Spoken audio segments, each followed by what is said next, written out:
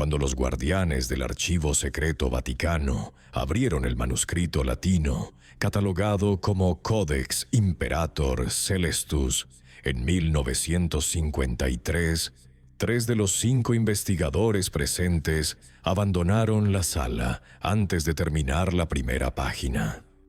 Uno de ellos, el padre Alessandro Torrini, nunca volvió a trabajar en los archivos.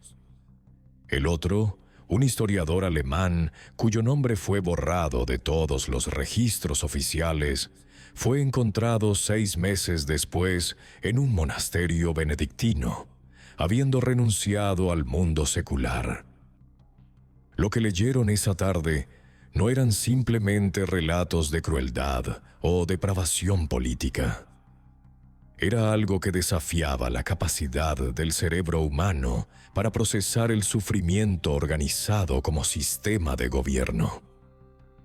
El manuscrito, escrito por un médico romano llamado Lucio Scribonio en el año 39 después de Cristo, detallaba con precisión clínica lo que sucedía cada noche en el Palatino durante los últimos 18 meses del reinado de Cayo Julio César Augusto Germánico, el emperador que la historia conocería para siempre como Calígula. El documento no era propaganda de enemigos políticos. No era exageración de historiadores posteriores con agendas moralizantes. Era el testimonio médico de un hombre obligado a examinar cuerpos, certificar capacidades reproductivas y documentar daños físicos. Un hombre que vio todo porque su presencia era requerida para mantener vivas a las víctimas el mayor tiempo posible. Lo que Scribonio presenció entre enero del año 38 y enero del año 41 transformó para siempre nuestra comprensión de hasta dónde puede descender un ser humano cuando tiene poder absoluto sobre otros seres humanos. Y más aterrador aún, transformó nuestra comprensión de hasta dónde puede llegar una sociedad entera en normalizar, participar y aplaudir esa degradación. Este no es un relato sobre un loco solitario. Es la historia de cómo un sistema completo, una civilización entera, la ciudad más poderosa del mundo conocido, se convirtió en cómplice voluntaria de atrocidades que redefinieron los límites de la crueldad humana. Porque Calígula no actuó solo. Tuvo miles de colaboradores entusiastas, senadores que aplaudían, ciudadanos que celebraban, familias enteras que ofrecían a sus propios hijos para ganar su favor. Y cuando finalmente fue asesinado, no fue por sus crímenes sexuales. Fue porque empezó a amenazar las fortunas de los hombres más ricos de Roma. El horror sexual Roma podía tolerarlo. La amenaza al dinero no. ¿Creen que conocen la historia de Calígula? ¿Piensan que las películas y los libros ya les contaron todo? Permítanme hacerles una pregunta que quiero que respondan honestamente en los comentarios. Si tuvieran acceso al Codex Imperator Celestus, si pudieran leer exactamente lo que el médico Lucio Scribonio documentó noche tras noche en el Palatino, ¿lo leerían completo o cerrarían el manuscrito antes de terminar? ¿Hasta dónde llega realmente su curiosidad sobre la naturaleza humana en su punto más oscuro? Escríbanlo en los comentarios. Sean honestos, porque lo que están por descubrir en este relato va a poner a prueba esa respuesta. Y al final, la pregunta no será ¿qué hizo Calígula? La pregunta será ¿por qué todos lo permitieron? Roma, año 37 después de Cristo. El emperador Tiberio acaba de morir en su villa de Capri, probablemente asfixiado con una almohada por orden del prefecto del pretorio, Quinto Sutorio Macro. La noticia llega al Senado como un alivio colectivo. Tiberio, paranoico y cruel en sus últimos años, había convertido Roma en una ciudad de espías, delatores y ejecuciones nocturnas. El Senado, aterrorizado durante más de 2 décadas, finalmente puede respirar. Finalmente pueden mirar hacia el futuro con algo parecido a la esperanza. El heredero designado es Cayo, bisnieto del divino Augusto, hijo del legendario general germánico y de Agripina la Mayor. Tiene 25 años.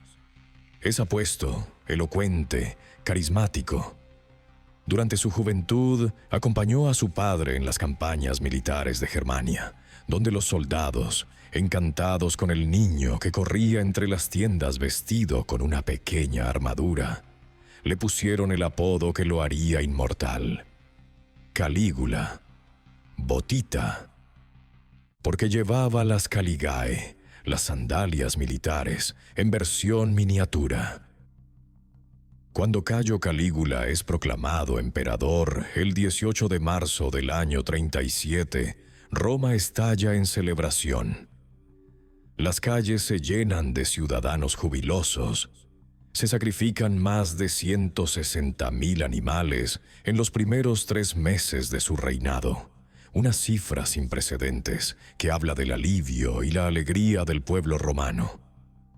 El Senado, compuesto por las familias más antiguas y poderosas de Roma, respira aliviado. Finalmente tienen un emperador joven, de sangre imperial impecable, sin el cinismo amargo de Tiberio. Finalmente pueden volver a la normalidad. O eso creen.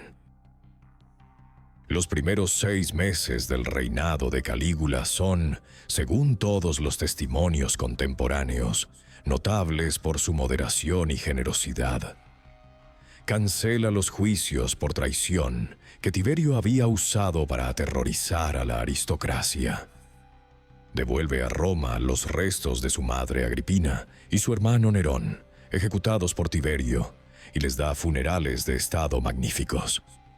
Organiza juegos espectaculares, reduce impuestos, completa proyectos de obras públicas que Tiberio había abandonado. El pueblo lo adora. El Senado aplaude cada una de sus decisiones. Las familias patricias compiten por conseguir audiencias privadas con él.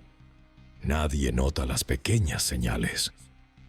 Nadie presta atención a los detalles que, vistos en retrospectiva, estaban ahí desde el principio. Suetonio, escribiendo 60 años después de los hechos, pero con acceso a archivos imperiales y testimonios de sobrevivientes, menciona un detalle que la mayoría de los historiadores modernos pasan por alto. Durante una cena en el 6º mes de su reinado, Calígula pidió que trajeran a un niño, hijo de un senador, de aproximadamente 12 años. El niño fue presentado al emperador como era costumbre. Calígula lo miró durante un tiempo inusualmente largo. Luego preguntó al padre, en voz alta para que todos los presentes lo escucharan, cuánto valoraba a su hijo. El padre, confundido, respondió con la fórmula tradicional: «Más que a mi propia vida, César». Calígula sonrió. «Es bueno saberlo», dijo. Luego ordenó que el niño permaneciera de pie junto a su triclinio durante el resto de la cena, sin moverse, sin comer, sin beber. 3 horas. El niño, aterrorizado pero bien entrenado, obedeció. Nadie dijo nada. Todos asumieron que era algún tipo de lección sobre disciplina o resistencia. Al final de la cena, Calígula llamó nuevamente al padre. Le preguntó si el niño había demostrado suficiente obediencia. El padre, aliviado de que la prueba terminara, asintió efusivamente. «Excelente», dijo Calígula. «Entonces deja que se quede esta noche. Mañana te lo devolveré». El padre no podía negarse. Nadie podía negar nada al emperador. El niño se quedó. A la mañana siguiente fue devuelto a su padre. No había marcas visibles en su cuerpo, pero según Escribonio, que examinó al niño semanas después cuando el padre, desesperado, buscó consejo médico, el daño interno era considerable. Y algo más. El niño ya no hablaba. Se sentaba en silencio durante horas, mirando un punto fijo en la pared. Comía solo cuando lo obligaban. No dormía más de 2 o 3 horas por noche. 6 meses después, el niño se arrojó desde el tejado de la casa familiar. Este incidente no aparece en las historias populares de Calígula. No fue el primero. No fue el más espectacular. No involucró a nadie lo suficientemente importante como para que los historiadores posteriores lo consideraran digno de mención detallada. Pero estableció un patrón que se repetiría con variaciones cada vez más elaboradas durante los siguientes 3 años. Y estableció algo más importante todavía. Estableció que nadie iba a detenerlo. El padre del niño nunca presentó queja formal. Nunca habló públicamente de lo sucedido. De hecho, 6 meses después del suicidio de su hijo, ese mismo senador votó a favor de conceder a Calígula poderes tribunicios adicionales. Porque esa es la parte que nadie quiere admitir sobre los regímenes de terror. No funcionan solo por el miedo. Funcionan porque la gente hace cálculos. Y concluyen que su propia supervivencia, su propia posición, su propia riqueza, vale más que la dignidad, la seguridad o la vida de otros, incluso cuando esos otros son sus propios hijos. En octubre del año 37, 7 meses después de asumir el poder, Calígula cayó gravemente enfermo. Los detalles médicos son imprecisos, pero los síntomas descritos, fiebre extrema, delirio, convulsiones, sugieren posiblemente encefalitis o meningitis. Estuvo al borde de la muerte durante varias semanas. Roma entera contuvo la respiración. Hombres de todas las clases sociales hicieron votos públicos a los dioses, prometiendo sus propias vidas si los dioses salvaban al emperador. Algunos incluso prometieron convertirse en gladiadores, la forma más degradante de existencia para un ciudadano romano libre, si Calígula se recuperaba.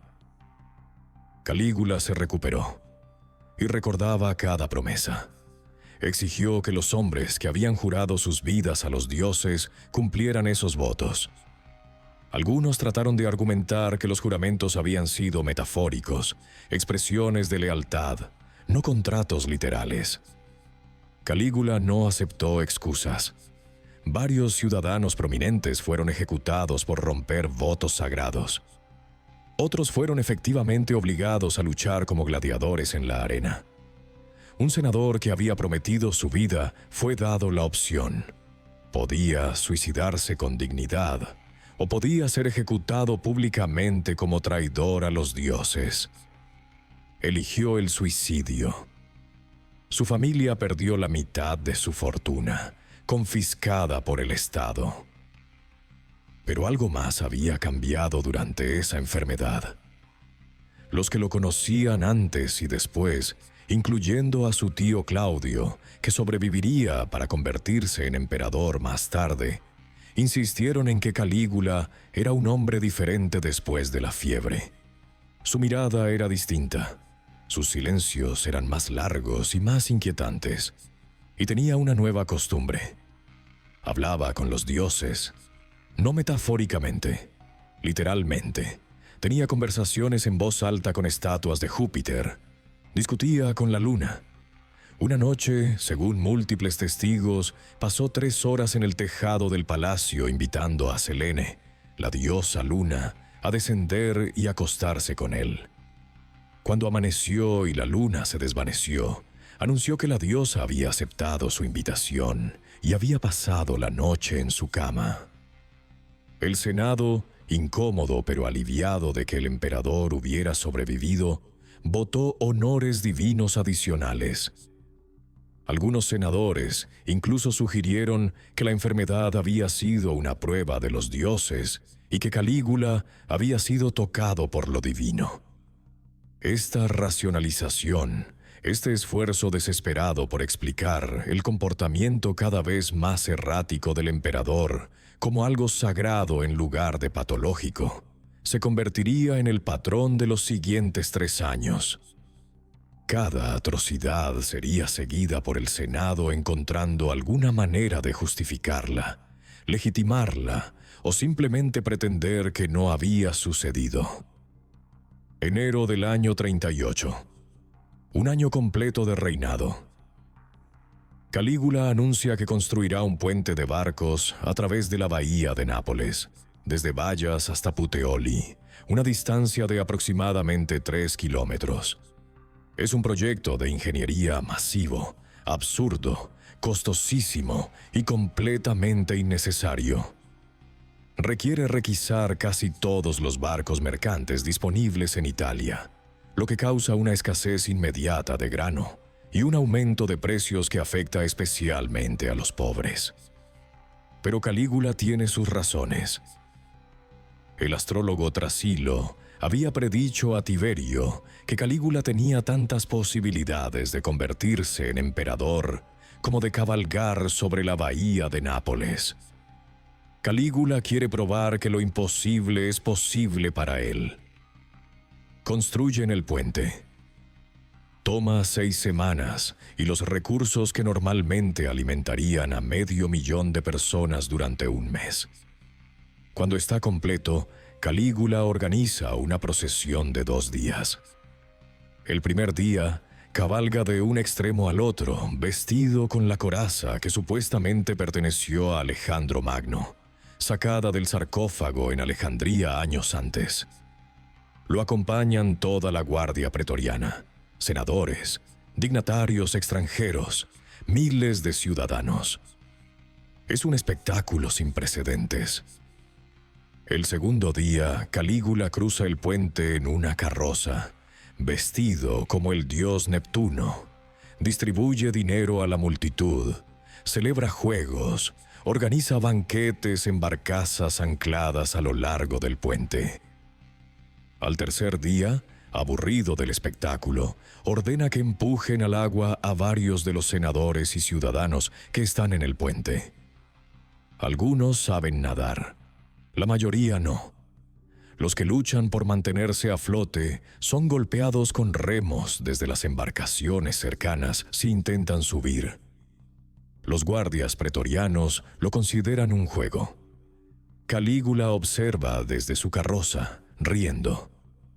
Cuando algunos barcos intentan rescatar a los que se ahogan, Calígula ordena que detengan los rescates. Quiere ver cuánto tiempo pueden sobrevivir en el agua. Es un experimento, explica más tarde. Quiere entender los límites del cuerpo humano. Mueren entre 20 y 30 personas.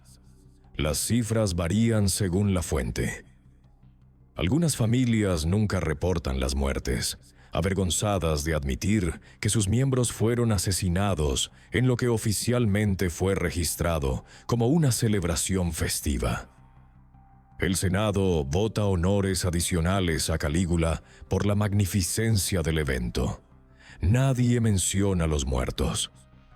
En las crónicas oficiales, el puente de Bayas es recordado como uno de los grandes triunfos del reinado de Calígula, una demostración del poder de Roma sobre la naturaleza misma. Y allí, en ese puente, en esas aguas donde ciudadanos romanos se ahogaron mientras el emperador reía, es donde cruzan una línea invisible pero definitiva.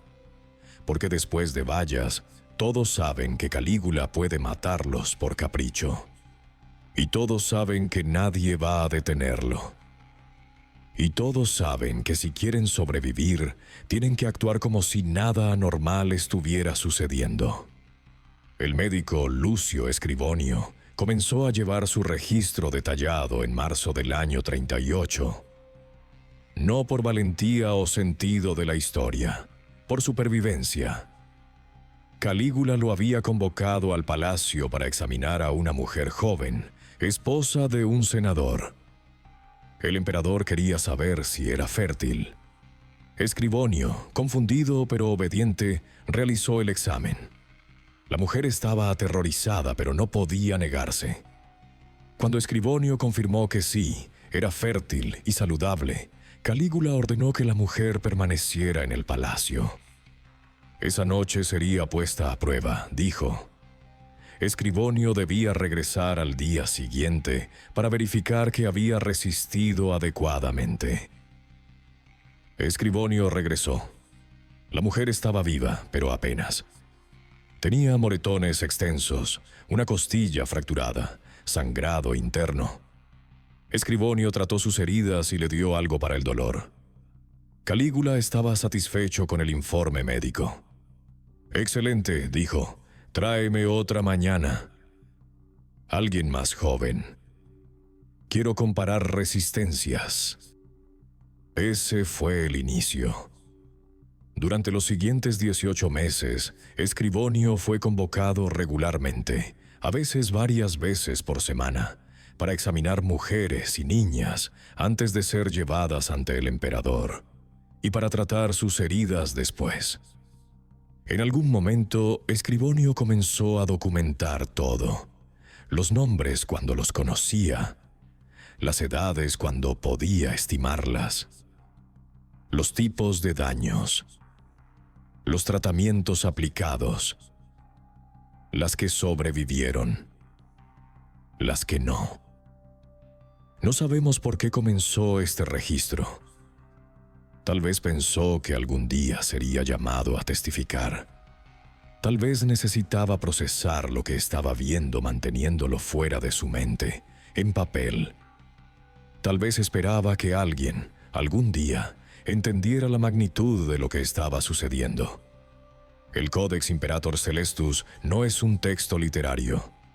Es un documento médico, frío, clínico, sin juicios morales explícitos.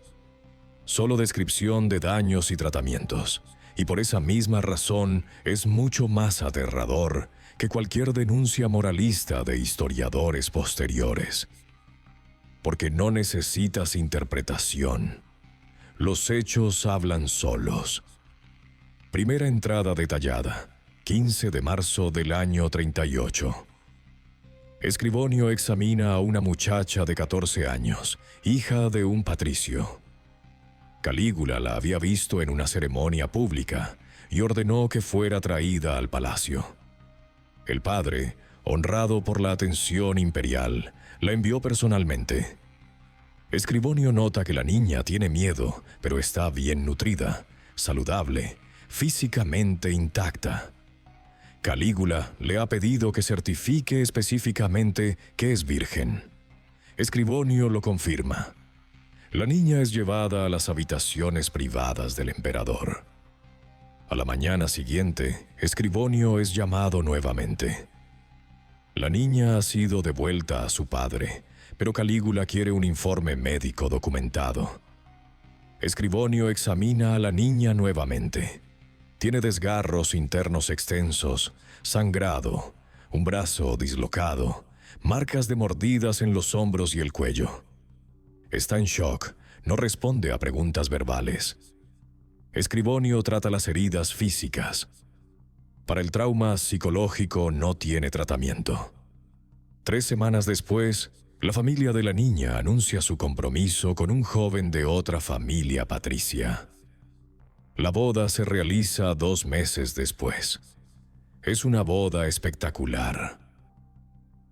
Calígula asiste como invitado de honor y da un discurso alabando la virtud y la belleza de la novia. La niña nunca habla públicamente de lo que sucedió en el palacio. Años después, cuando Claudio es emperador y se abren investigaciones sobre las atrocidades de Calígula, esta mujer, ahora con 2 hijos, se niega a testificar. Su familia presiona a los investigadores para que borren su nombre de cualquier registro. Ella quiere olvidar. Su familia quiere olvidar. Roma entera quiere olvidar. Pero el Códex no olvida. Tiene nombre, tiene fecha, tiene descripción detallada de lesiones. Y tiene algo más. Tiene el nombre del padre que la envió voluntariamente al palacio cuando el emperador la pidió. Un senador llamado Marcus Livius Geminus. Después del incidente, Geminus continuó ascendiendo en la jerarquía senatorial. Fue nombrado cónsul 2 años después. Bajo el reinado de Claudio, supervisó la expansión de las obras portuarias en Ostia. Murió rico y respetado a los 68 años. Su epitafio, todavía visible en una tumba cerca de la Vía Apia, lo describe como un hombre de integridad inquebrantable y devoción a Roma. No menciona a su hija. El verano del año 38 marcó un cambio cualitativo en el comportamiento de Calígula. Ya no se conformaba con víctimas individuales traídas discretamente al palacio durante la noche. Ahora quería audiencia, quería testigos, quería que Roma entera supiera exactamente quién tenía el poder absoluto sobre la vida, la muerte, el cuerpo y la dignidad de cualquier persona dentro de los límites del imperio. Junio del año 38, durante un banquete oficial en el palacio con aproximadamente 100 invitados, incluyendo senadores, magistrados, oficiales militares y embajadores extranjeros, Calígula ordenó que trajeran a una mujer casada, esposa de un cónsul presente en la sala. La hizo sentar a su lado. Durante toda la cena, mientras conversaba casualmente sobre política y administración provincial con los demás invitados, Calígula mantenía su mano bajo la ropa de la mujer. Todos podían ver lo que estaba haciendo. El esposo permanecía sentado a 3 triclinios de distancia, mirando fijamente su plato. Nadie dijo nada. La conversación continuó como si nada extraordinario estuviera sucediendo. Al final de la cena, Calígula se levantó y anunció que se retiraría brevemente con la esposa del cónsul. Llevó a la mujer a una habitación contigua, dejando la puerta parcialmente abierta. Los sonidos eran audibles para todos los presentes. El banquete continuó. Los invitados comían, bebían, conversaban. El cónsul, cuya esposa había sido llevada a la habitación contigua, permanecía sentado, inmóvil, con el rostro completamente inexpresivo. 30 minutos después, Calígula regresó con la mujer y la devolvió a su lugar junto al esposo. Entonces hizo algo que ninguno de los presentes olvidaría jamás. Comenzó a comentar públicamente, en voz alta, con detalles explícitos, sobre el cuerpo de la mujer, comparándola con otras mujeres que había tenido, calificando aspectos específicos de su anatomía y su desempeño. La mujer lloraba en silencio. El esposo seguía mirando su plato. Calígula preguntó al cónsul si no estaba de acuerdo con su evaluación. El cónsul, con voz apenas audible, agradeció al emperador por el honor de su atención. Calígula rió y continuó con el banquete como si acabara de contar una anécdota divertida. Este patrón se repetiría docenas de veces durante los siguientes 2 años. Suetonio menciona que Calígula estableció una especie de ritual. Invitaba a parejas casadas a banquetes. Inspeccionaba a las esposas como si fueran mercancía. Si alguna le atraía, la llevaba a una habitación privada durante el banquete. Luego regresaba y discutía públicamente sus méritos y defectos físicos. Algunas veces, si la mujer le había complacido especialmente, la divorciaba de su esposo en el acto y la convertía temporalmente en su propia esposa. Estas uniones duraban entre unos días y unas semanas. Luego Calígula se aburría y la devolvía, o la casaba con otro hombre de su elección, o simplemente la enviaba de regreso a su familia con la prohibición de volver a casarse. El impacto psicológico de este sistema era devastador no solo para las víctimas directas, sino para toda la clase alta romana. Ningún matrimonio era seguro. Ninguna esposa estaba protegida. Ningún esposo podía defender a su familia sin arriesgar su vida y probablemente la vida de toda su familia extendida. Y lo más corrosivo, todos sabían que su posición social, su riqueza, su influencia política dependían de mantener el favor imperial. Protestar significaba la muerte. Pero más que eso, protestar significaba convertirse en un paria social, porque el resto de la élite romana no podía permitirse asociarse con alguien que había desafiado al emperador. El Codex Imperator Celestus documenta 37 casos específicos entre junio del año 38 y diciembre del año 39, donde Escribonio fue llamado a examinar mujeres casadas después de estos banquetes. En 18 casos, las lesiones eran relativamente menores, principalmente moretones y abrasiones. En 12 casos, había daño interno más serio que requería tratamiento médico continuado durante semanas. En 7 casos, las mujeres sufrieron lesiones que resultaron en infertilidad permanente o complicaciones ginecológicas crónicas. Pero Escribonio también documenta algo más inquietante. En varios casos, meses después del incidente, estas mismas mujeres aparecían nuevamente en eventos sociales, actuando como si nada hubiera sucedido. Sonreían, conversaban, participaban en la vida social de Roma como siempre. Sus esposos seguían en sus posiciones. Sus familias seguían ascendiendo en la jerarquía imperial. Algunos de estos mismos hombres, cuyos matrimonios habían sido públicamente violados, votaban en el Senado a favor de conceder honores divinos adicionales a Calígula. Escribonio apunta a esto sin comentario explícito.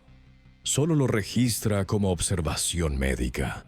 El ser humano tiene una capacidad extraordinaria para adaptarse a situaciones que deberían ser insoportables. Septiembre del año 38. Calígula anuncia la construcción de un nuevo burdel imperial dentro del palacio mismo. Pero no será un burdel ordinario, con prostitutas profesionales. Será dotado con las esposas e hijas de las familias senatoriales más prominentes de Roma. El anuncio causa shock inicial, pero no resistencia abierta. El emperador explica su razonamiento. El tesoro está bajo presión, debido a sus proyectos de construcción masivos y los juegos cada vez más elaborados. Necesita nuevas fuentes de ingresos. Las mujeres de la aristocracia, mantenidas con lujo excesivo por sus familias, deben contribuir al bienestar del Estado. Durante varias semanas, Calígula personalmente selecciona a las mujeres que servirán en su nuevo establecimiento. Las familias son notificadas. Se espera que entreguen a sus hijas o esposas en fechas específicas. Las tarifas son establecidas por el propio emperador, basadas en su evaluación personal del atractivo de cada mujer. Los clientes serán principalmente miembros de la clase ecuestre y comerciantes ricos que desean acceso social a las familias senatoriales. Es prostitución, sí, pero Calígula la presenta como un honor, una forma de servicio al Estado, un privilegio de contribuir directamente al tesoro imperial. Algunas familias intentan resistir discretamente. Envían mensajeros alegando enfermedad de las mujeres seleccionadas. Proponen sustitutas de menor rango social. Ofrecen pagos en efectivo a cambio de exenciones. Calígula rechaza todas las maniobras. El mensaje es claro: nadie está exento. Nadie es demasiado importante. Nadie puede comprar su salida. Las mujeres deben presentarse o sus familias enteras serán declaradas enemigas del Estado. Suetonio documenta que el burdel operó durante aproximadamente 4 meses. No sabemos exactamente cuántas mujeres fueron forzadas a participar. Las estimaciones varían entre 20 y 40. Lo que sabemos es que Calígula personalmente supervisaba las operaciones. Establecía los horarios. Revisaba las ganancias diarias. Ocasionalmente actuaba como intermediario, presentando personalmente a los clientes con las mujeres. A veces se quedaba observando. Otras veces participaba directamente, sin pagar, por supuesto, era el emperador. El Codex Imperator Celestus contiene una de sus entradas más largas, dedicada al burdel imperial. Escribonio fue asignado como médico permanente del establecimiento.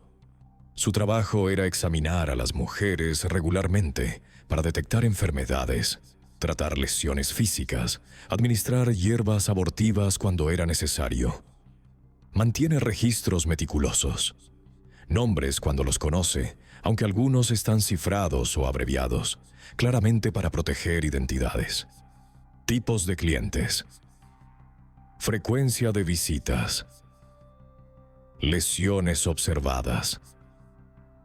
Tratamientos administrados. Hay un detalle en el códex que varios historiadores modernos han notado, pero pocos han sabido cómo interpretar. Escribonio documenta que varias de las mujeres en el burdel comenzaron a solicitar hierbas que inducían esterilidad temporal o permanente. No querían quedar embarazadas bajo ninguna circunstancia. Preferían perder para siempre la capacidad de tener hijos antes que arriesgarse a concebir un niño en esas condiciones. Escribonio les proporcionaba las hierbas. Era un acto de compasión mínima en una situación donde la compasión casi no existía. El burdel finalmente cerró no por presión moral o resistencia social, sino porque Calígula se aburrió. Las ganancias eran decentes, pero no espectaculares.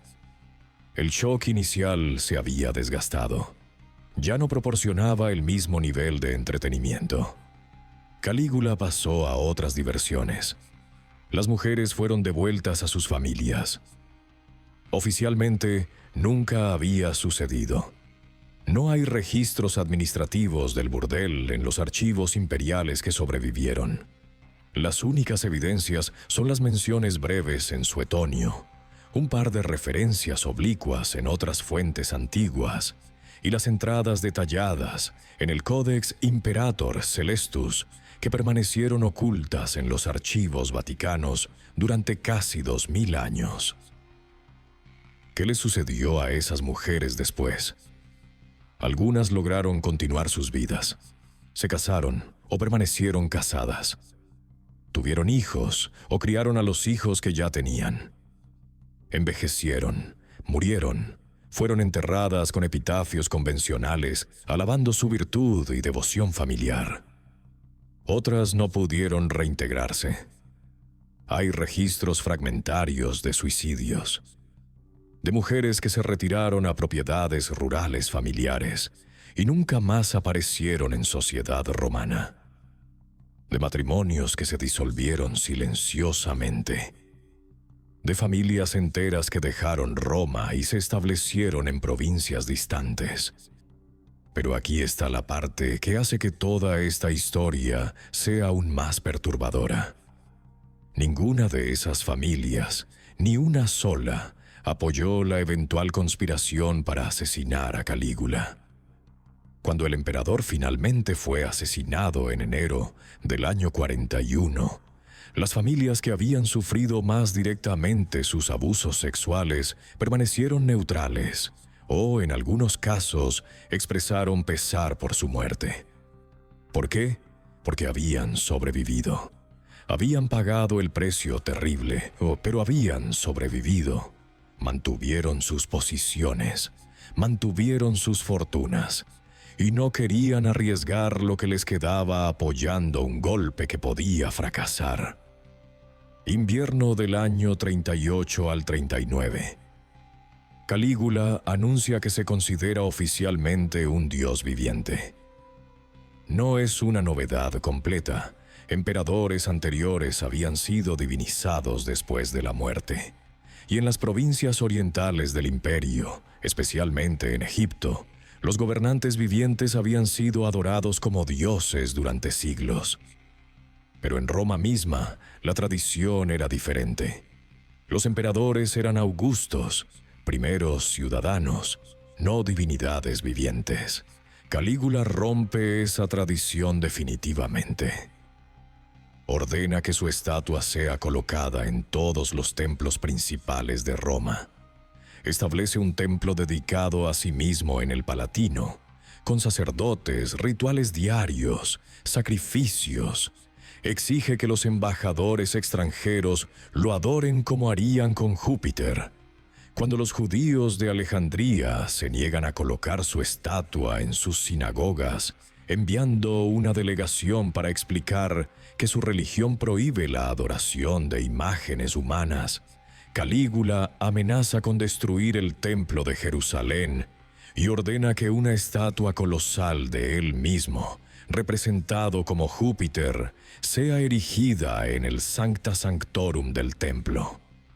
Esta orden causa una crisis masiva en Judea. El gobernador provincial, Publio Petronio, entiende que ejecutar la orden causará una revuelta que requerirá legiones enteras para suprimir. Intenta dilatar. Envía cartas a Roma explicando las dificultades técnicas. La estatua es enorme. Los escultores necesitan tiempo. Las condiciones meteorológicas retrasan el transporte. Calígula envía cartas cada vez más amenazantes. Ordena a Petronio que proceda inmediatamente o enfrente cargos de traición. Solo la muerte de Calígula, meses después, evita lo que probablemente habría sido una de las guerras más sangrientas en la historia de la provincia. Pero la divinización de Calígula no es solo un capricho megalómano. Tiene implicaciones prácticas muy concretas para su comportamiento sexual. Porque los dioses romanos, según la mitología, no seguían las reglas morales humanas. Júpiter violaba a mujeres mortales regularmente. Tomaba cualquier forma necesaria para satisfacer sus deseos.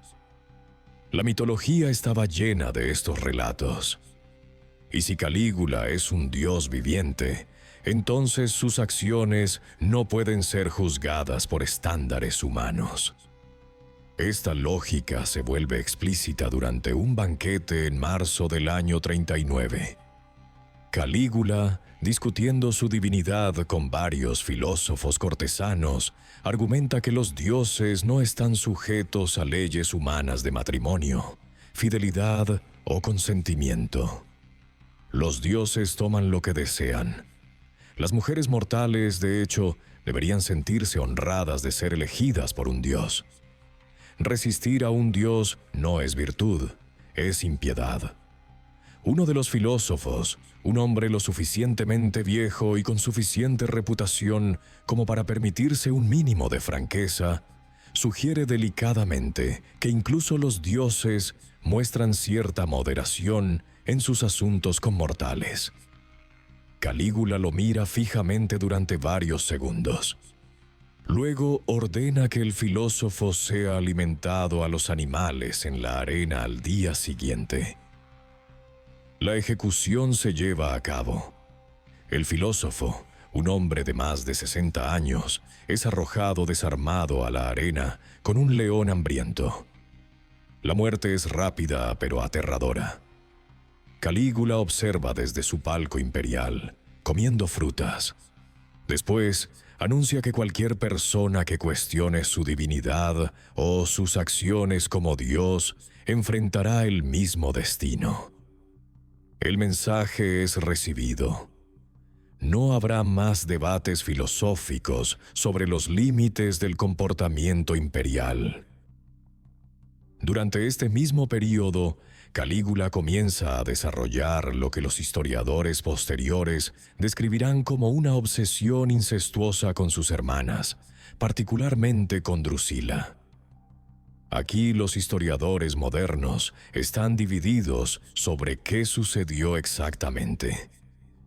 Suetonio y Dion Casio afirman directamente que Calígula mantuvo relaciones sexuales con sus 3 hermanas, pero especialmente con Drusila.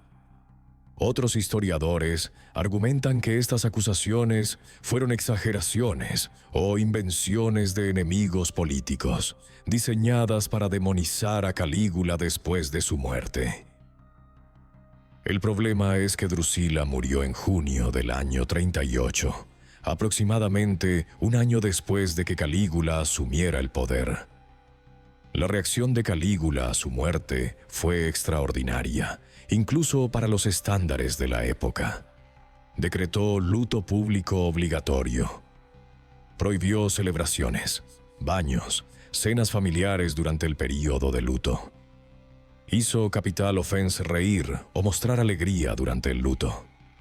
Más significativamente, ordenó que Drusila fuera divinizada oficialmente, convirtiéndola en la primera mujer romana en recibir divinización completa, no solo como esposa de un emperador, sino por derecho propio. Construyó un templo dedicado a Drusila. Estableció sacerdotes y rituales para su culto. Ordenó que todas las mujeres romanas juraran por su nombre. Y, según varios testimonios, pasaba horas en el templo hablando con la estatua de Drusila, como si ella estuviera viva. Le contaba sobre sus días. Le pedía consejo.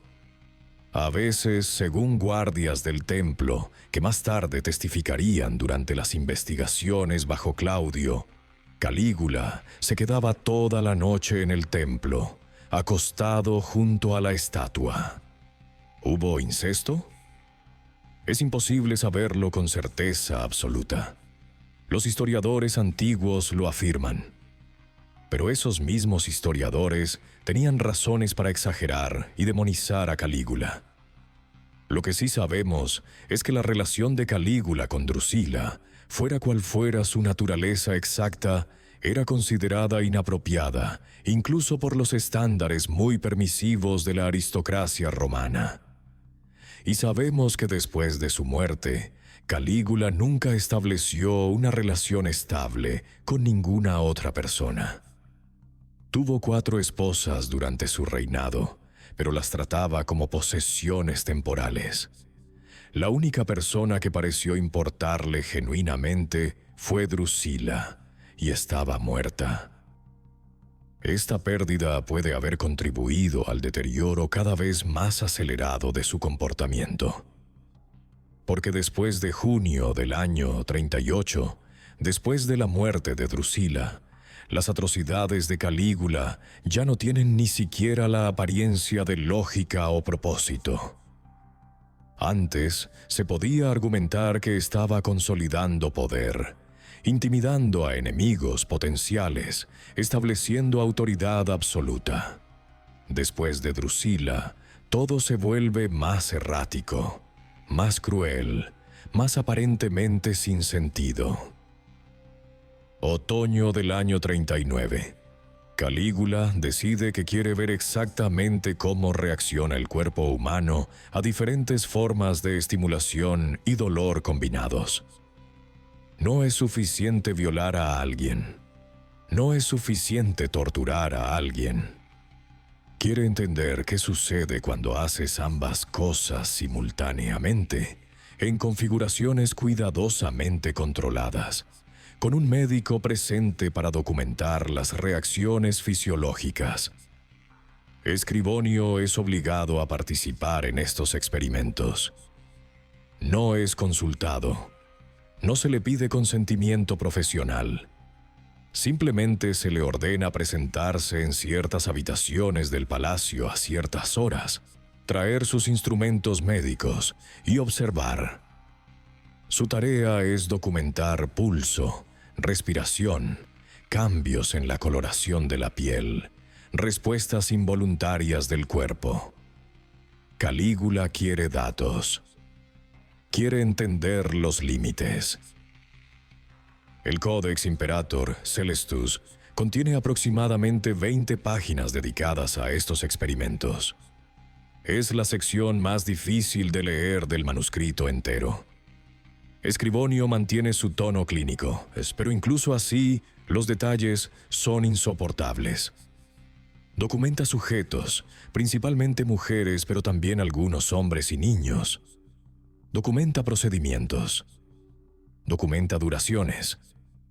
Documenta en qué punto exacto las víctimas perdieron la conciencia. En qué punto dejaron de responder a estímulos externos. En qué punto murieron. Porque esa es la parte que Calígula quería entender específicamente. ¿Cuánto puede soportar el cuerpo humano antes de que la mente se apague completamente? Había descubierto que las personas podían disociarse, separarse mentalmente de lo que estaba sucediendo a sus cuerpos. Lo encontraba frustrante. Quería métodos para prevenir esa disociación, para mantener a las víctimas completamente conscientes y presentes durante todo el proceso.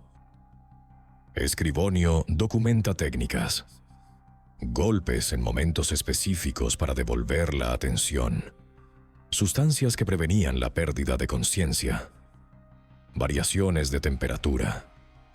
Calígula estaba desarrollando sistemáticamente un conocimiento de cómo maximizar el sufrimiento humano.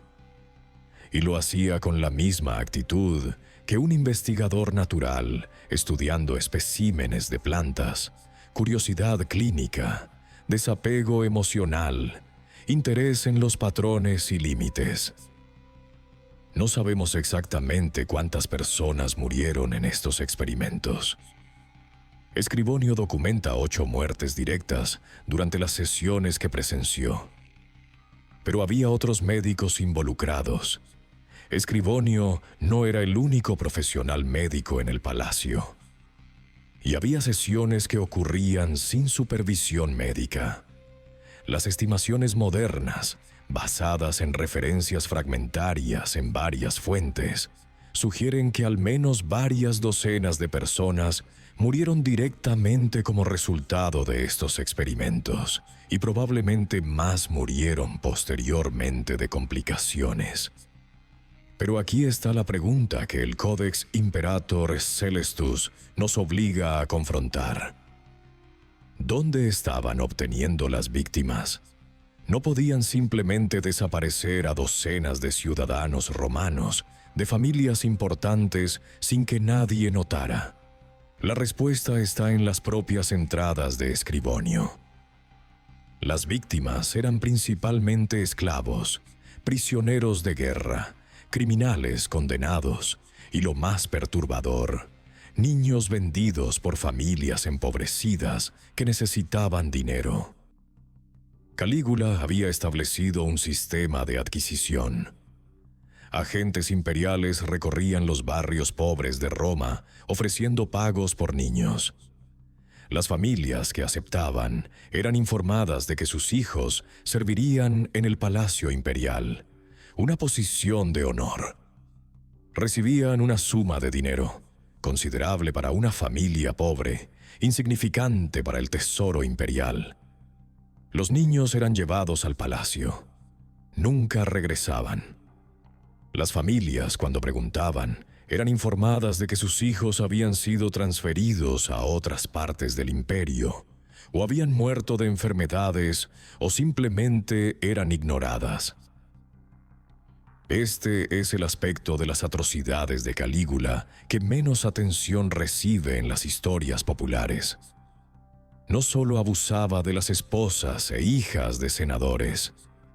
Esa parte es dramática, involucra a personas importantes, se presta a narrativas sobre poder y política.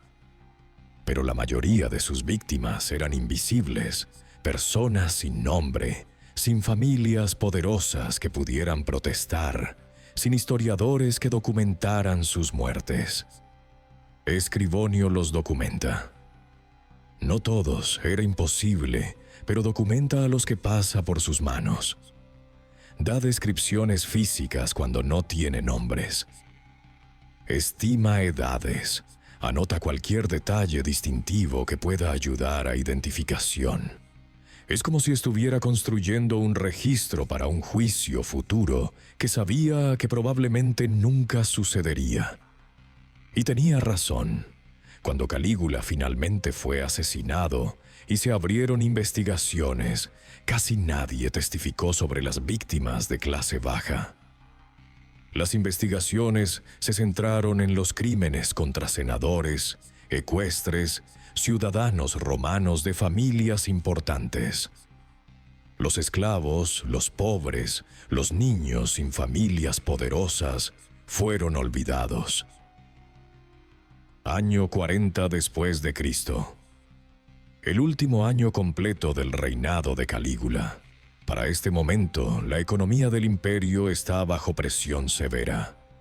Los proyectos de construcción masivos, los juegos cada vez más elaborados, los pagos a los pretorianos para mantener su lealtad, todo requiere cantidades enormes de dinero. Calígula comienza a confiscar propiedades de familias ricas bajo acusaciones inventadas de traición. El proceso es simple. El emperador acusa a alguien de conspirar contra él. No se necesitan pruebas. La acusación es suficiente. El acusado puede defenderse, pero defensa efectiva es imposible cuando el acusador, el juez y el beneficiario de la condena son la misma persona. La persona es ejecutada. Su propiedad es confiscada por el Estado, es decir, por Calígula. Su familia, si tiene suerte, mantiene una fracción de la fortuna. Si no tiene suerte, toda la familia es ejecutada también. Suetonio menciona que Calígula desarrolló creatividad particular en encontrar excusas para ejecuciones. Un hombre fue ejecutado porque Calígula soñó que el hombre lo había traicionado. El sueño, argumentó Calígula, era una advertencia de los dioses. Ejecutar al hombre basándose en el sueño no era injusticia, era piedad, obedecer las señales divinas. Otro hombre fue ejecutado porque se veía demasiado triste en un banquete. Su tristeza, decidió Calígula, era evidencia de que lamentaba que el emperador siguiera vivo. Por lo tanto, claramente deseaba la muerte del emperador. Por lo tanto, era traidor. La paranoia de Calígula se intensifica. Comienza a haber conspiraciones en todas partes, y no está completamente equivocado. Para este momento, realmente hay conspiraciones formándose. Múltiples grupos están discutiendo discretamente la posibilidad de asesinarlo. El problema es coordinación y coraje. Cualquier intento fallido resulta en tortura y muerte, no solo para los conspiradores, sino para sus familias enteras. Y nadie está seguro de quién más está involucrado. El palacio está lleno de informantes. Durante este período, el comportamiento sexual de Calígula alcanza lo que incluso Suetonio, escribiendo en una era que no era particularmente mojigata, describe como niveles indescriptibles. La frase exacta en latín es difícil de traducir precisamente, pero implica que hay cosas que Suetonio sabe, pero considera inapropiado escribir incluso en un texto histórico. Para un historiador romano, decir que algo es demasiado obsceno para documentar es significativo. La literatura romana no era tímida sobre sexualidad. ¿Qué hizo Calígula que Suetonio consideró indescriptible? No lo sabemos con certeza. El Codex Imperator Celestus se vuelve más fragmentario durante este período. Hay entradas faltantes. Algunas páginas muestran señales de haber sido arrancadas. No sabemos si Escribonio mismo censuró su propio trabajo, si páginas se perdieron durante los siglos, o si alguien en el Vaticano, al descubrir el manuscrito, decidió que ciertos detalles debían ser destruidos incluso para fines históricos. Lo que sí tenemos son referencias oblicuas. Escribonio menciona víctimas múltiples simultáneas. Menciona participantes forzados a interactuar entre sí mientras Calígula observaba. Menciona familias enteras, padres, madres, hijos, hermanos, obligados a estar presentes durante los abusos de miembros individuales. La tortura psicológica, obligar a las personas a presenciar el sufrimiento de sus seres queridos sin poder intervenir, parece haber fascinado particularmente a Calígula en este período. Hay una entrada en el Códex, una de las últimas antes de que las páginas se vuelvan fragmentarias, que documenta un caso específico. Una familia, padre, madre, 2 hijos adolescentes y una hija de 12 años, fue traída al palacio. Calígula había decidido que quería entender cómo las dinámicas familiares afectan las respuestas al trauma. Escribonio fue ordenado a estar presente y documentar reacciones. La familia fue colocada en una habitación. Calígula entró con varios guardias. Anunció que uno de los miembros de la familia sería seleccionado para tratamiento especial esa noche. Los demás serían liberados sin daño. Pero la familia debía decidir quién sería seleccionado. Tenían 1 hora para decidir. Si no decidían, todos serían seleccionados. Escribonio documenta lo que sucedió durante esa hora. Inicialmente, silencio total. Nadie quería hablar. Luego, el padre ofreció sacrificarse. La madre protestó. Argumentó que ella debía ser seleccionada. Los hijos mayores ofrecieron ir en lugar de los padres. La hija menor lloraba, pero no hablaba. El tiempo pasaba. Calígula no intervenía, solo observaba a través de una abertura en la puerta. Cuando faltaban 10 minutos, la familia todavía no había decidido. El padre, desesperado, eligió a uno de los hijos mayores. La madre gritó. El hijo elegido aceptó en silencio. Entonces Calígula entró. Anunció que la respuesta era incorrecta. La elección correcta habría sido la hija menor, porque, explicó, era la más joven, tenía más años de vida por delante, por lo tanto su sacrificio tenía más valor.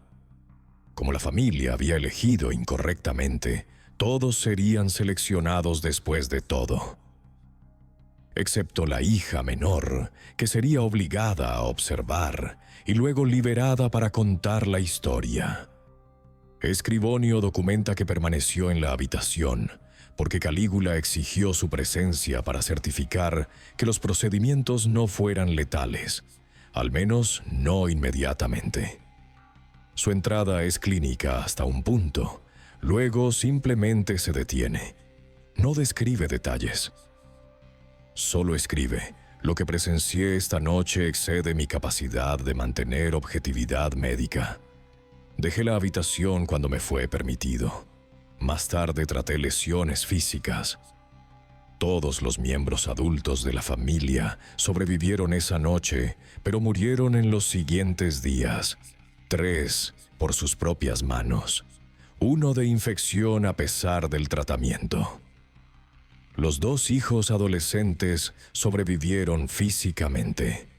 La hija menor fue liberada como prometido. Escribonio agrega una nota final sobre este caso. Encontré a la niña 6 meses después. Había sido adoptada por una familia distante. No hablaba. Comía mínimamente. Respondía a preguntas simples, pero nunca iniciaba conversación. La familia adoptiva me informó que gritaba todas las noches. No había tratamiento que yo pudiera ofrecer. ¿Por qué Calígula hacía estas cosas? Esa es la pregunta que todos los historiadores han intentado responder. Algunos argumentan locura, que la enfermedad del año 37 dañó su cerebro. Otros argumentan poder absoluto corrompiendo absolutamente, que cualquier persona con poder ilimitado eventualmente descubre que no hay satisfacción en placeres normales y busca transgresiones cada vez mayores. Otros argumentan trauma infantil. Calígula creció en un ambiente de paranoia política extrema, donde vio a la mayoría de su familia asesinada por Tiberio. Tal vez desarrolló una psicología donde el control total sobre otros era la única forma de sentirse seguro. Todas estas explicaciones tienen mérito. Probablemente todas son parcialmente correctas. Pero se pierden algo fundamental. Calígula no actuaba solo. Tenía colaboradores. Tenía partidarios. Tenía un sistema entero de personas que hacían posibles sus atrocidades. Los guardias que traían a las víctimas. Los administradores que organizaban los pagos a familias pobres. Los médicos como Escribonio que trataban las heridas. Los senadores que votaban honores. Los ciudadanos que asistían a sus juegos y aplaudían. El horror de Calígula no es solo lo que un hombre hizo, es lo que una sociedad entera permitió. Y más que permitió, facilitó. Porque todos estaban haciendo sus cálculos. Todos decidían que su supervivencia, su posición, su riqueza, valía más que resistir. Todos encontraban formas de racionalizar, de mirar hacia otro lado, de pretender que lo que sabían que estaba sucediendo realmente no estaba sucediendo. Enero del año 41. Calígula anuncia su intención de trasladar la capital del imperio de Roma a Alejandría. Allí, argumenta, será adorado apropiadamente como el Dios viviente que es. Roma, con su senado obstinado y sus tradiciones republicanas obsoletas, ya no es digna de ser el centro del mundo. Alejandría, con sus templos magníficos y su larga tradición de adorar a gobernantes como dioses, es más adecuada. Esta decisión es el punto de quiebre final. El Senado puede tolerar humillación personal, puede tolerar confiscaciones, puede tolerar incluso los abusos sexuales de sus esposas e hijas, porque aunque terrible, eso afecta principalmente la esfera privada. Pero trasladar la capital significa la destrucción completa del orden político romano. Significa que toda la estructura de poder que ha existido durante siglos será demolida. Significa que las familias senatoriales perderán no solo dignidad, sino poder económico y político real. Las conspiraciones que habían estado formándose separadamente comienzan a coordinarse. Los conspiradores principales incluyen a Casio Querea, tribuno de la Guardia Pretoriana, a quien Calígula había humillado repetidamente, burlándose de su voz aguda y dándole contraseñas obscenas cuando estaba de guardia. También Cornelio Sabino, otro tribuno pretoriano, y varios senadores cuyas identidades permanecieron oficialmente ocultas, pero que proporcionaron apoyo crucial. La motivación de Querea es personal, ha soportado años de humillación directa. Las motivaciones de los senadores son más complejas. Algunos están impulsados por ideales republicanos genuinos. Quieren restaurar el Senado a su posición anterior. Otros están impulsados por intereses económicos. Calígula ha confiscado demasiadas fortunas, amenaza demasiadas más. Y algunos, probablemente la mayoría, simplemente tienen miedo. Miedo de ser los siguientes en ser acusados, ejecutados, desposeídos. Notablemente, casi ninguno de los conspiradores menciona las atrocidades sexuales como motivación principal. En los testimonios que sobreviven de las investigaciones posteriores, cuando se les pregunta por qué asesinaron al emperador, hablan de tiranía política, de violaciones constitucionales, de amenazas al Senado. Mencionan confiscaciones de propiedad. Mencionan ejecuciones arbitrarias de senadores. Pero las víctimas sexuales son apenas mencionadas. No porque no importaran, sino porque incluso en muerte, incluso en el juicio del asesinado, nadie quería hablar de ellas. El 24 de enero del año 41, Calígula asiste a los Juegos Palatinos. Es una serie de representaciones teatrales y competiciones atléticas celebradas en honor del emperador Augusto. Calígula está de buen humor. Ha decidido que los Juegos este año serán particularmente espectaculares. Ha ordenado ejecuciones elaboradas de criminales durante los intermedios. Planea un banquete masivo esa noche. Alrededor del mediodía, Calígula decide regresar brevemente al palacio. El camino habitual está bloqueado por construcción. Toma un pasaje alternativo, un corredor estrecho y cubierto que conecta el teatro con las residencias imperiales. Casio Querea y los otros conspiradores han estado esperando esta oportunidad. Han coordinado con los guardias que normalmente protegerían este pasaje para que estén ausentes o se hagan a un lado en el momento crucial. Calígula entra al corredor con un séquito mínimo. Querea lo intercepta o pregunta por la contraseña del día. Es el código prearreglado. En el momento en que Calígula abre la boca para responder, Querea saca su gladius y golpea. El primer golpe alcanza el cuello, pero no es letal. Calígula grita. Los otros conspiradores emergen. Cornelio Sabino ataca desde el frente. Más pretorianos leales a la conspiración se unen. En cuestión de segundos, Calígula está en el suelo, siendo apuñalado repetidamente. Suetonio documenta que recibió 30 puñaladas. Los conspiradores no se detuvieron cuando claramente ya estaba muerto. Continuaron atacando el cadáver.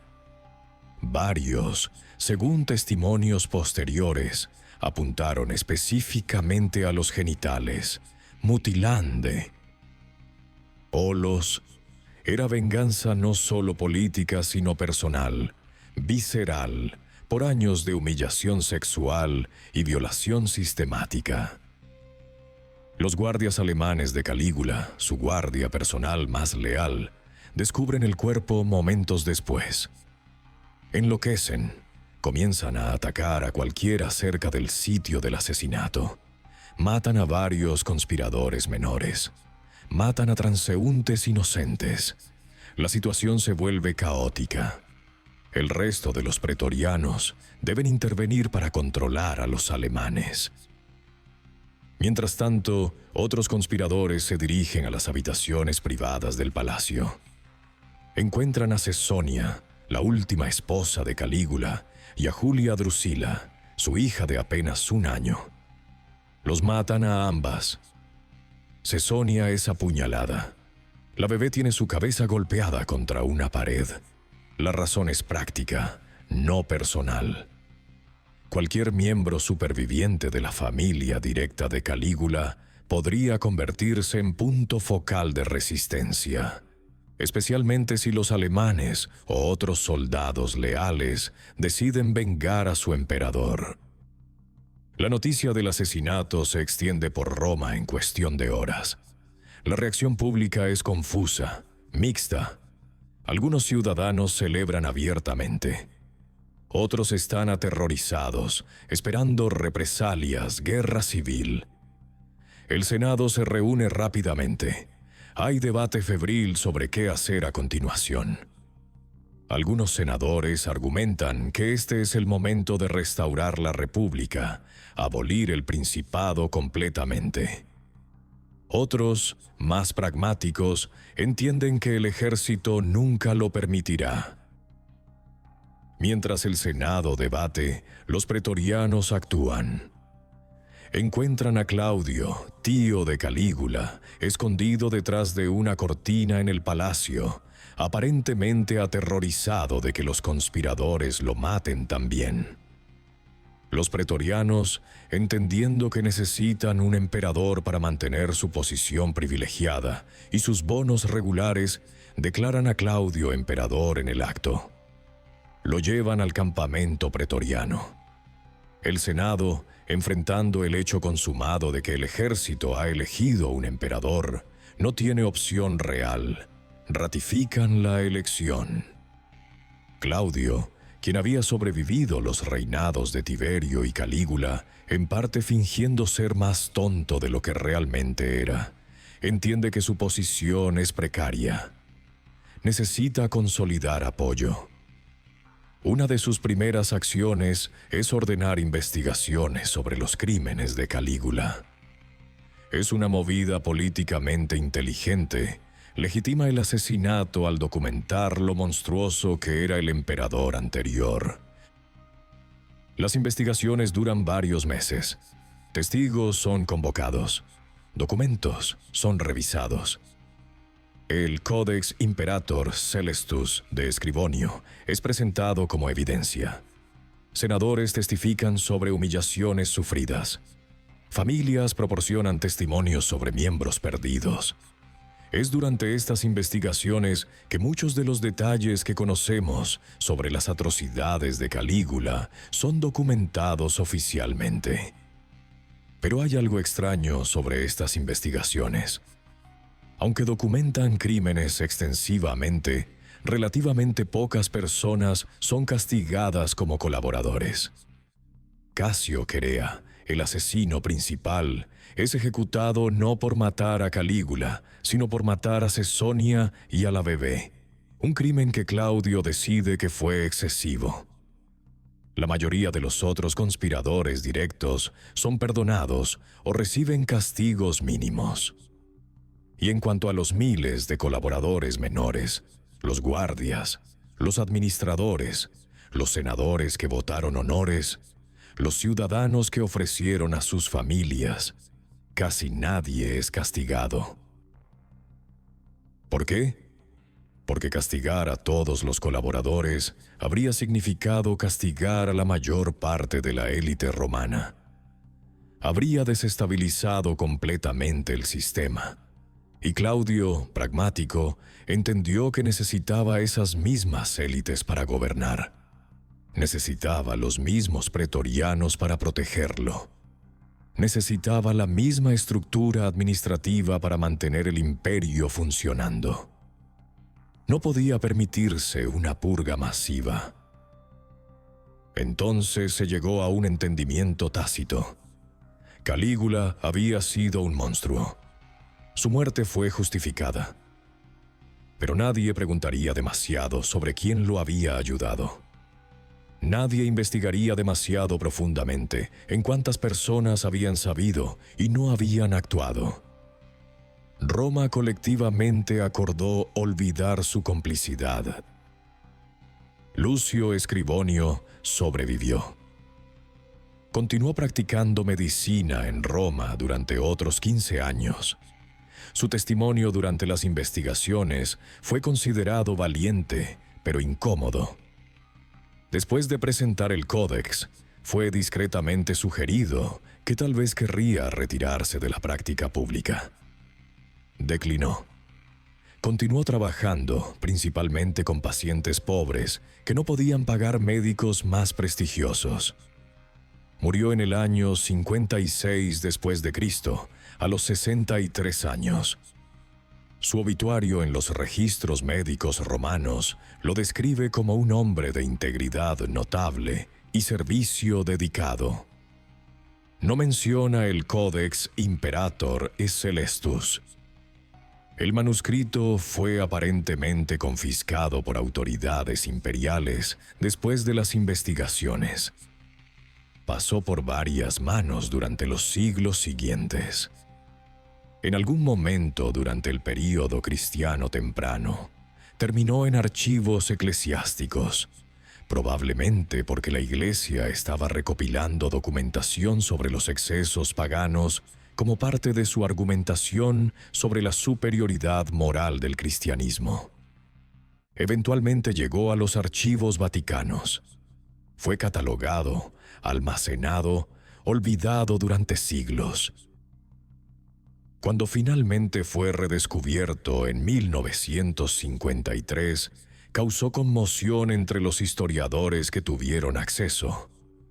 Confirmaba muchas de las acusaciones más extremas de Suetonio que los académicos modernos habían asumido eran exageraciones. Proporcionaba detalles que no aparecían en ninguna otra fuente. Y planteaba preguntas profundamente incómodas sobre la naturaleza humana y las sociedades. El Vaticano decidió no publicar el Códex completo. Extractos han sido puestos a disposición de académicos calificados bajo condiciones estrictas, pero el manuscrito completo permanece en los archivos secretos. La razón oficial es preservación. Es antiguo y frágil. La razón no oficial, admitida en privado por algunos oficiales vaticanos, es que ciertos detalles son considerados demasiado gráficos para publicación general, incluso en el siglo XXI. ¿Qué nos enseña la historia de Calígula? No es solo la historia de un emperador loco. Muchos gobernantes a través de la historia han sido crueles, sádicos, sexualmente depravados. Lo que hace a Calígula significativo no es que fuera un monstruo, es que fue un monstruo en el centro de la civilización más avanzada de su tiempo, y esa civilización no solo lo toleró, sino que lo facilitó activamente. Roma en el año 38 no era una sociedad primitiva. Tenía leyes sofisticadas, tenía instituciones políticas desarrolladas durante siglos, tenía filosofía, literatura, arte, tenía una clase educada que había estudiado ética y gobierno, y nada de eso importó. Cuando se enfrentaron con un líder que violaba todas las normas, decidieron colectivamente que mantener sus posiciones era más importante que defender esas normas. La pregunta que el caso de Calígula nos obliga a confrontar es esta: ¿cuánto de la moralidad social es genuina y cuánto es simplemente conveniencia que desaparece cuando se vuelve costosa? Los romanos no eran más inherentemente inmorales que cualquier otra sociedad. Tenían valores familiares. Respetaban virtudes como coraje, lealtad, integridad. Pero cuando esos valores entraron en conflicto con supervivencia personal y avance, la gran mayoría eligió supervivencia. Y aquí está la parte más perturbadora. No podemos afirmar con confianza que sociedades modernas se comportarían diferentemente. Queremos pensar que sí. Queremos creer que tenemos salvaguardas institucionales más fuertes, que nuestra moralidad es más robusta, que nunca permitiríamos que algo así sucediera. Pero la historia del siglo XX nos muestra repetidamente que sociedades educadas, civilizadas, desarrolladas, pueden descender a atrocidades masivas cuando las condiciones son correctas. Lo que hizo Calígula fue terrible, pero lo que Roma hizo, la complicidad colectiva de miles de personas que sabían lo que estaba sucediendo y eligieron no actuar, fue en algunos aspectos más terrible, porque las acciones de un monstruo individual son predecibles. Los monstruos existen, siempre han existido. Lo que debería aterrorizarnos es cuán fácilmente sociedades enteras pueden convertirse en cómplices de monstruosidad cuando los incentivos correctos o incorrectos están presentes. Las víctimas de Calígula murieron hace casi 2000 años. Sus nombres, la mayoría, están perdidos. Sus historias fueron olvidadas o nunca registradas. Pero su legado es la pregunta que dejaron para todas las generaciones futuras. ¿Qué harías? ¿Resistirías si resistir significara muerte probable para ti y tu familia? ¿Colaborarías si colaborar significara supervivencia y continuación de tu forma de vida? ¿Permanecerías silencioso si silencio fuera la opción más segura? No conocemos la respuesta hasta que estamos en esa situación. Y la lección más oscura de Calígula es que la mayoría de las personas, la gran mayoría, cuando se enfrentan con esa elección, eligen supervivencia. Eligen silencio. Eligen complicidad. No porque sean malvadas, sino porque son humanas, con los mismos instintos de autopreservación que todos tenemos. El Codex Imperator Celestus permanece en los archivos vaticanos. Los investigadores ocasionalmente reciben permiso para examinarlo. Toman notas. Escriben artículos académicos. El conocimiento se filtra lentamente. Pero la mayoría de las personas nunca leerán esas palabras que Escribonio escribió cuidadosamente hace 2 milenios. Nunca verán los nombres que documentó. Nunca conocerán las historias de esas víctimas individuales cuyo sufrimiento él intentó preservar para la posteridad. Y tal vez eso es apropiado. Tal vez algunos detalles son demasiado oscuros para contemplación general.